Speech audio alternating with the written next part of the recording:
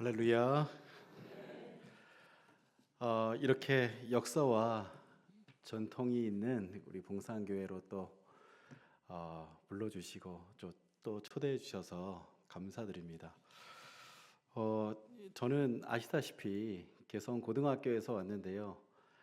어린 학생들을 이렇게 보고 말씀 전하고 나누다가 또 이렇게 오니까는 여기도 여기 나름대로 굉장히 푸근한 것 같습니다. 예. 어찌리 표정들이 참 좋으신지요. 예. 앞뒤적으로 인사 한번 했으면 좋겠습니다. 함께 이렇게 하면서 감사합니다. 함께 은혜 받는 시간 됩시다. 한번 인사했으면 좋겠습니다.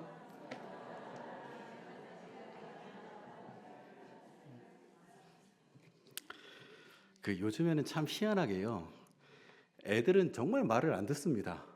하자고 하면 뻘쭘해하고 막 이러는데 어르신들이 더 잘 호응해 주시는 것 같습니다. 그래서 참 감개가 무량합니다. 제2 남전도회 이제 주간 예배로 오게 되는데 요즘 전도하기 힘드시죠? 그죠? 정말 힘드실 거라 생각을 합니다. 특히 저는 이제 어린 학생들 좀 많이 보고 있기 때문에 교회 학교도 정말 좀 예전만 못하실 거라고 생각을 합니다. 저도 가만히 생각을 해보니까는 학원이 문제입니다. 이게 토요일 날, 주일 날 해가지고 아이들이 알고 있지만은 전부 다 학원으로 가고 막 이러다 보니까는 참 쉽지 않은 현실인 것 같습니다. 그리고 다 아실 거라 생각하지만 학교 현장도 사실은 녹록치 않습니다.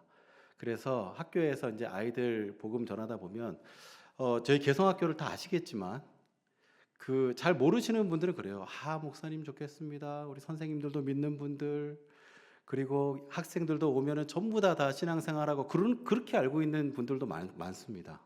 근데 여기 이제 우리 김성일 집사님 계시지만은 선생님들도 이제는 학교 와가지고 채용을 할 때 예수 믿냐고 묻기가 힘듭니다. 그렇게 되면 또 반칙이 되고 막 이러니까 아이들도 사실은 안 믿는 아이들이 한 90%가 됩니다. 예, 그런 상황이 있는데 그래도 참 감사한 것은 저는 알고 있습니다. 봉산 교회에서 개성학교를 위해서 저희 이웃 사촌이지 않습니까? 네, 저희 학교를 위해서 굉장히 많이 기도해 주신다는 사실을 알고 있습니다.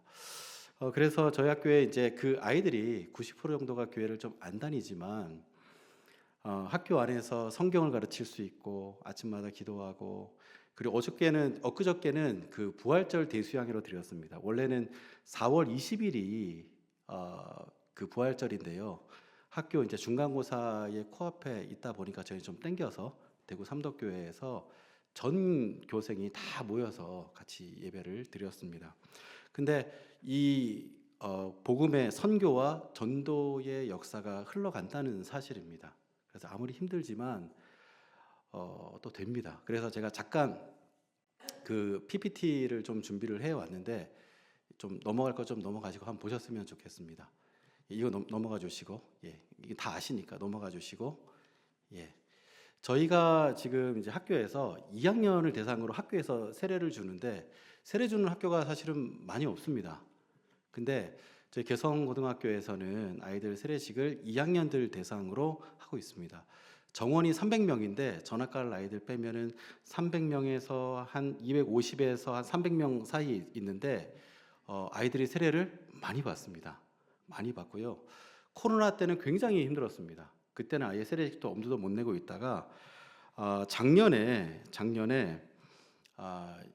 250명 중에 2학년들 250명 중에 152명의 학생들이 세례를 받았습니다. 한 장 더 넘겨주실까요? 예, 저희 세례반 남자 여자를 세례받는 장면이고 한 장 더 넘겨주십시오. 예, 한 장 더 넘겨주십시오. 예, 보면 아이들이 세례 이렇게 많이 받습니다. 예, 안 믿는 아이들이요. 근데 이게 제가 잘해서 그런 게 아니라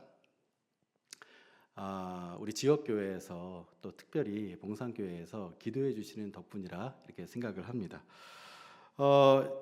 이제 문제는 뭐냐면은 학교에서 이제 말씀을 아이들과 예배를 드리고 말씀을 나누다 보면은 정말 아이들이 아무것도 모릅니다.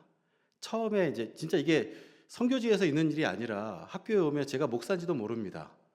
근데 학교에서 딱 있다 보면은 교목, 유기남 이렇게 하잖아요. 제가 교목이지 않습니까? 처음에 애들이 저를 보고 나무로 알고 있습니다. 학교 나무인 줄 알고 왜 이름이 저러지 막 이러고 있다가 나중에 되면은 예수님도 알고 세례도 받고 이렇게 되는 것입니다. 근데 이제 문제는 성경을 가르치다 보면은, 제 성경 시간이 있거든요. 성경 가르치다 보면은 이 문제가 생겨요. 아이들이, 저희가 한 학년에 10반 중에 한 8반 정도, 7반, 8반 정도가 아이들이 다 이과 출신입니다. 이과. 그래서 얘네들이 이과다 보니까 아무래도 사고가 과학적이지 않습니까? 근데 성경에 보게 되면은 너무 기적이 많다는 것입니다. 이게 너무나 문제입니다. 우리 성도님들은 믿음이 좋으셔서 아멘 하고 믿으시겠지만은 아이들은 그렇지 않습니다. 예를 들어서 예수님께서 물 위를 걸으셨다. 예? 물 위를 걸으셨다. 그럼 이거 아이들이 어떻게 받아들이겠습니까? 왜냐면 아이들은 물리를 배우지 않습니까? 예수님께서 중력을 거스르셨다고? 근데 더 기적적인 일이 뭔지 아십니까? 그 물리를 가르치는 선생님이 교회 다니십니다. 그리고 또 예수님께서 물로 포도주를 만드셨다. H2O가 알코올이 되었다? 화학을 아이들이 배우지 않습니까? 이거를 성도님들 다 이해되시죠? 그죠? 이건 다 아멘 하고 받으면 되는데 이것들이라고 하면 안 되죠. 얘네들은 이게 참 받아들이기가 참 힘듭니다. 그죠? 또 생물을 아이들이 배우고 있는데 좀 있으면 또 저희 부활절이지 않습니까? 죽은 나사로가 다시 살아났다. 이거 어떻게 받아들이겠냐는 것이죠. 그죠?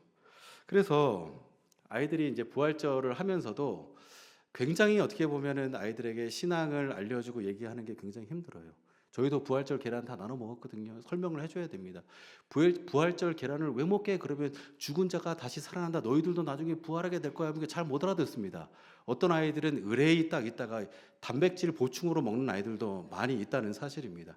근데 미션 스쿨에서 그렇게 먹다 보면 아이들이 어떻게 됩니까? 나중에 아이들이 세례받고 예수님을 만나는 경우가 있습니다. 근데 중요한 것은 우리 성도님들도 이런 경우에 아이들 어떻게 신앙 교육을 시키겠냐는 것이죠. 믿어 이렇게 해가지고 되는 문제가 아니지 않습니까? 그래서 신앙 교육을 할 때 가장 중요한 게 뭐냐? 아이들 관점이 좀 잡혀야 됩니다. 관점이 잡혀야 됩니다. 요즘 아이들이 또 믿으라고 해가지고 믿는 것도 아니고 성경을 보는 관점, 어떻게 성경을 볼 것인가. 예를 들면 아이들이 그렇습니다. 이게 물 위를 걸으신 예수님을 설명을 할 때 아이들이 이거 물 위를 사람이 어떻게 걸어? 중력이 있는데. 그러면 예를 들어서 수성못을 유기남 목사가 걸었다고 한번 가정을 한번 해보십시오. 그러면 아이들이 어떻게 반응하겠습니까? 그냥 박수치고 끝납니다. 요즘 애들이. 오, 걸었구나. 대단하네. 이렇게 끝나버린다는 사실입니다. 신기하다, 대박 이렇게 하고 그냥 끝나요. 근데 성경은 사실 그런 게 아니거든요. 하나님의 말씀은 그런 게 아니거든요. 하나님의 말씀이라고 하는 것은 우리에게 무엇을 비춰주나, 무엇을 조명해주나, 이러한 관점들이 아이들이 잡혀야 된다는 것입니다. 중요한 것은 이것이 하나의 어떤 객관적인 사실로 있을지라도 이게 트랜스가 돼야 됩니다. 어떻게 돼야 되냐면 이것이 주관적인 실제로 바뀌어져야 됩니다. 그리고 이것이 하나님의 말씀이 겉사람에 대한 얘기를 하더라도 사실은 속사람에 대한 얘기를 하는 거구나. 이 말씀이라고 하는 것이 어떤 현상에 대해서 지금 얘기를 하더라도 이것이 지금 내 속사람의 상태를 얘기해 주는 거구나. 이런 것들을 아이들에게 주입하고 가르치는 것이 굉장히 많이 힘듭니다. 우리도 마찬가지입니다. 그래서 가장 중요한 관점은 이 모든 기적들이 사실입니다. 그러나 그냥 객관적인 사실로만 딱 있다고 해서 감동이 안 된다는 것이죠. 그래서 이 말씀이라고 하는 건 뭡니까? 하나님 앞에 나는 누구인가라고 하는 내 상태를 지금 비춰주고 있는 말씀이다. 이렇게 말씀이 조금씩 트랜스 되어지지 않으면은 잘 안 들어옵니다. 그래야 은혜 받습니다. 오늘 본문의 이야기는요, 보시게 되면 간단한 이야기입니다. 보시게 되면 베드로의 장모가 열병으로 인해서 앓고 있다가 어떻게 되죠? 나중에 예수님께서 손을 잡아주시니까 나았어요. 이게 끝입니다. 이게 뭐죠? 손 한번 잡아주이소 뭐 이런 얘기입니까? 이 아이들 보면 이게 굉장히 힘들어합니다. 그냥 열병이 나다가 손 한번 잡아주니까는 기적이 있었네. 끝. 남는 게 없는 거죠. 이 안에는 사실은 짧지만 깊은 이야기가 들어가 있습니다. 성경은 하나의 관점이 필요한데요. 성경을 보시게 되면은 우리 봉산교회 성도님들께서는 무조건 그냥 아멘 하고 믿으시겠지만은 성경을 보시게 되면 유심히 성경을 보시잖아요. 그러면 약간 성경이 남성적으로 되어져 있습니다. 남성적인 성향으로. 그래서 하나님도 뭐죠? 하나님, 아버지, 또 하나님의 아들 예수 그리스도 다 남성적으로 나와 있습니다. 그래서 어떤 곳에서는 희한한 이야기도 합니다. 하나님, 왜 하나님이 아버지여야 되지? 그리고 아예 아버지 떼버려요. 하나님 이렇게 부르는 것도 있고, 어떤 곳은 세상에 어머니 하나님도 있습니다. 이단이죠. 그런데 잘못된 것입니다. 근데 왜 이렇게 표현하는 것일까? 왜 이렇게 표현하는 것일까? 이 하나님을 우리가 아버지라고 부르는 것은, 하나님을 남성으로 표현하는 것은 이것이 하나님의 속성 중에 하나님을 남성의 격으로 표현하는 것이다 라고 하는 것입니다. 남성의 격이라고 하는 것은 특징적으로 목적성을 가지고 있는 것입니다. 하나님께서는 우리를 어떻게 대하세요? 우리 인생을 목적을 가지고 대하시는 분, 하나님 아버지라고 얘기합니다. 만약에 하나님께서 우리 인생을 대하실 때 크고 작은 일 중에서 우리를 방법적으로 대해 가신다고 한번 생각을 해보십시오. 어떤 일이 벌어지겠습니까? 저도 학교에서 아이들을 만날 때마다 정말 마음에 안 들 때가 많습니다. 이놈의 새끼 막 이럴 때가 참 많이 있는데, 하나님께서 우리를 수도 없이 참아주시고 또 우리를 기다려주시지 않습니까? 왜 그렇습니까? 하나님은 우리의 인생의 목적성 가운데서 우리의 인생을 경영해 가신다는 것입니다. 안 그랬으면 어떻게 될까요? 여기에서 심판을 면할 사람이 없을 줄로 압니다.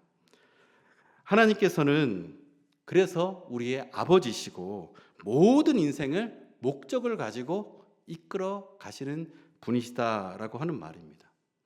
또 우리는 여기에서 보게 되면 남성의 격이 있다면 여성의 격이라고 하는 것이 있습니다.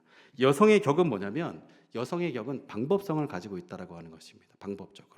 남자는 목적성을 가지고 있고 여자는 방법성을 가지고 있고, 이 여성의 격입니다.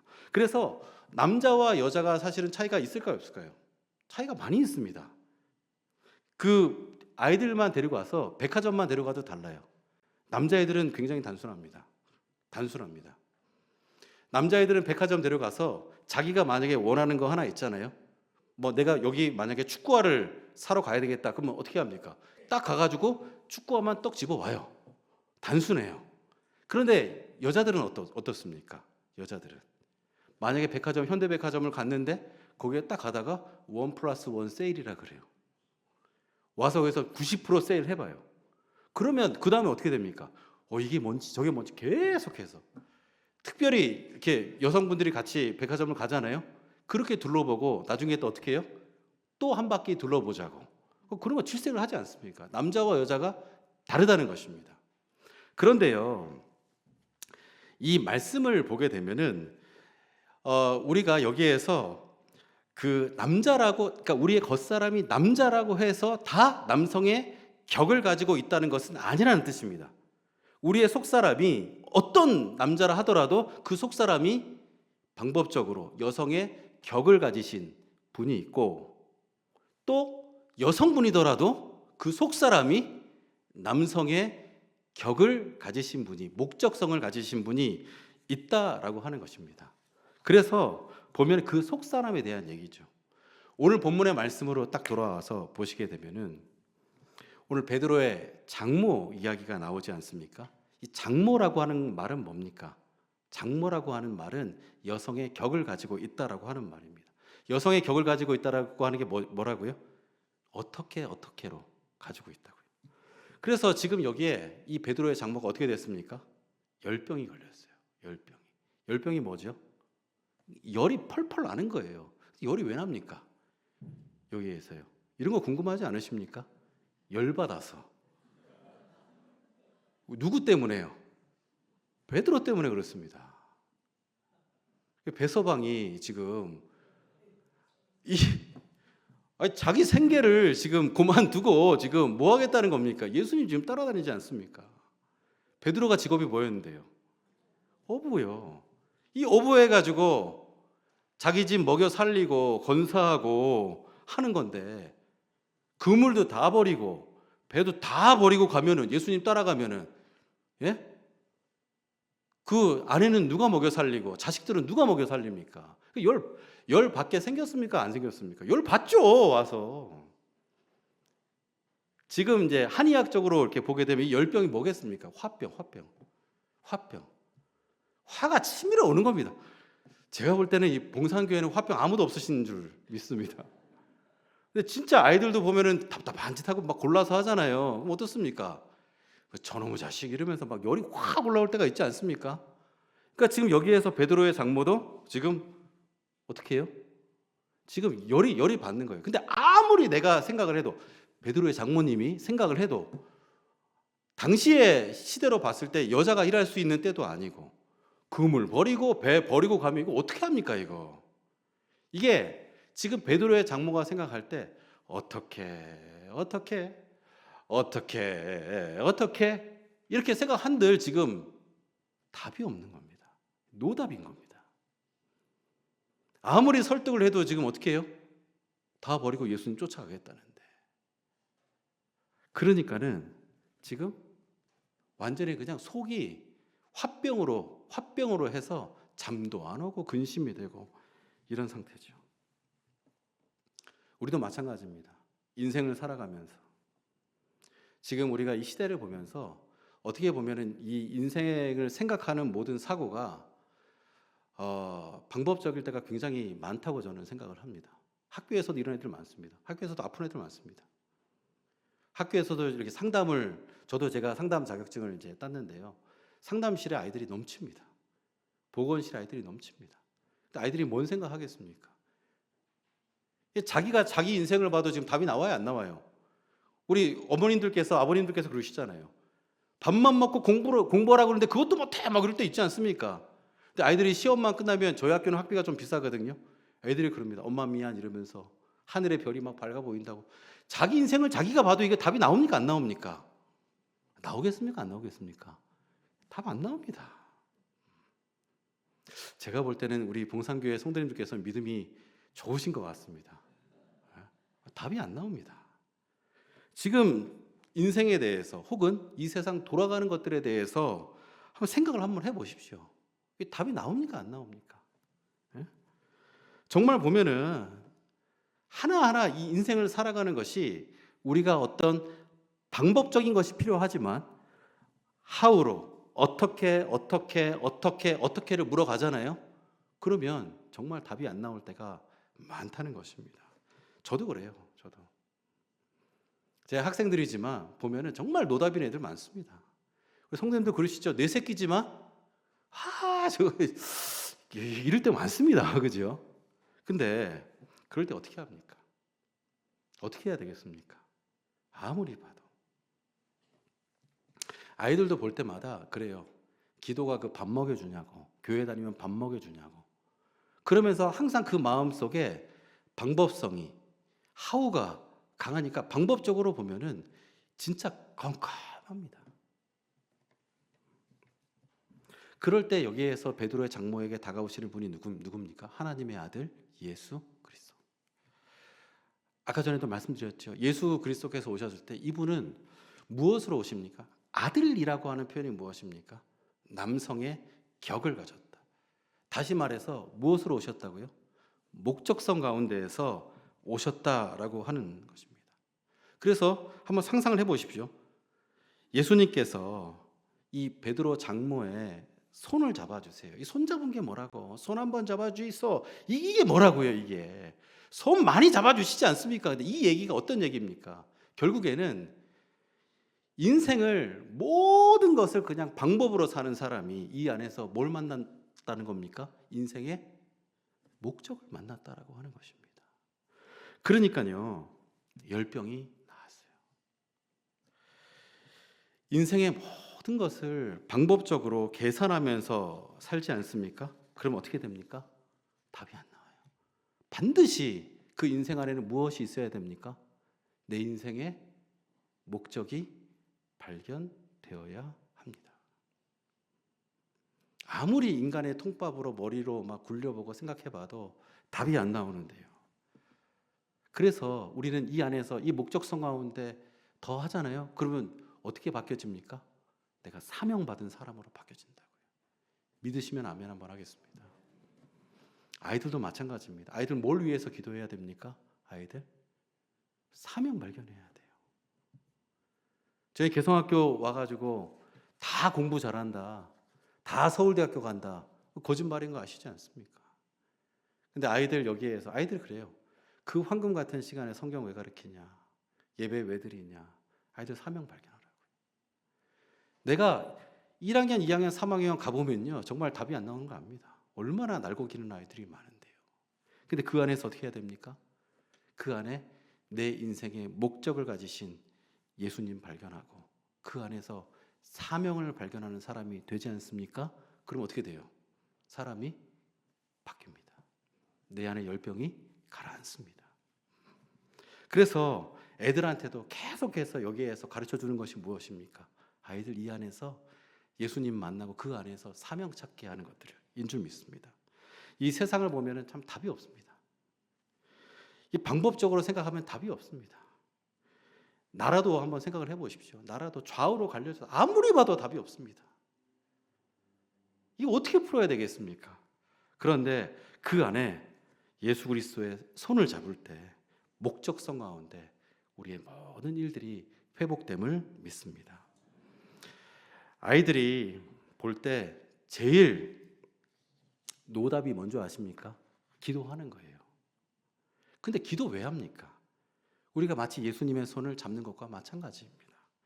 그때 우리가 하나님의 그 음성을 우리가 듣게 되고 또 하나님께서 우리를 인생의 목적성 가운데에서 우리를 붙잡아 주신다라고 하는 사실을 믿는 것. 정말 심플하지만 그것이 바로 목적이 이끄는 삶입니다. 저는 제가 봉산교회 보면서 제일 부러운 게 뭔지 아십니까? 기도하는 어른들이 있다는 거. 아이들도 자기 나름대로 다 알지요. 보면 얼마나 똑똑합니까? 요즘 애들이 더 똑똑해요. 보면은. 그런데 여기에서 정말 단순하지만 이 안에서 꾸준히 기도하시고 뭘 할 때마다 기도하는 그런 모습을 보여주시는 어른들이 있다는 거, 얼마나 감사한 일인지 모릅니다. 오늘 딱 보게 되면 남전도에 있지 않습니까? 남전도에 죄송합니다. 전도 잘하십니까? 몇 명 하셨습니까?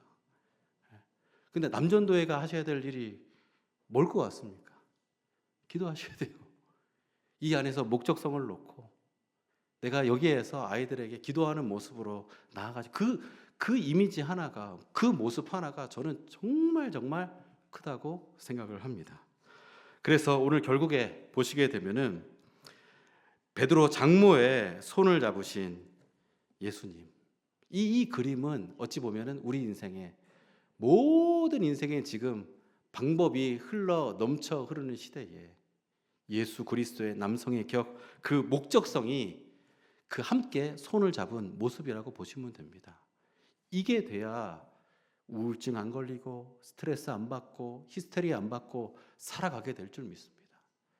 특별히 지금 하나하나 진짜 이 대한민국 가운데에서도 가면 갈수록 합리적인 거 따지잖아요. 얼마나 기도하는 분들 보면은 어리석어 보이는지 몰라요. 그러나 기도할 때이고 또 우리가 믿는 것은 무엇입니까? 하나님의 목적성 가운데에서 하나님의 나라가, 하나님의 뜻이 우리 가운데 올 줄 알고 올 줄 믿고 우리 가운데 그 목적성이 회복되는 하나님께서 기뻐하시는 교회, 하나님께서 기뻐하시는 제2 남전도회 되시기를 주님의 이름으로 축원드립니다. 기도하시겠습니다. 하나님 아버지 감사합니다. 이 남전도회 주간 예배로 나누게 하시고 목적이 이끄는 삶에 대하여서 주님 생각해보고 고민하게 하시니 감사를 드립니다. 혼란스러운 이 시대 가운데 우리에게 손 내미시는 그리스도의 손을 보게 하시고 절망 속에 있을지라도 하나님의 섭리와 뜻을 믿고 주권 아래 있음을 믿으며 우리의 소명과 사명을 다시 한번 회복하는 봉산교회 모든 성도님들 그리고 제2 남전도회 회원님들 되실 수 있도록 주님 인도하여 주시고 축복하여 주시옵소서. 감사드리며 우리 주 예수님의 이름으로 기도드립니다. 아멘.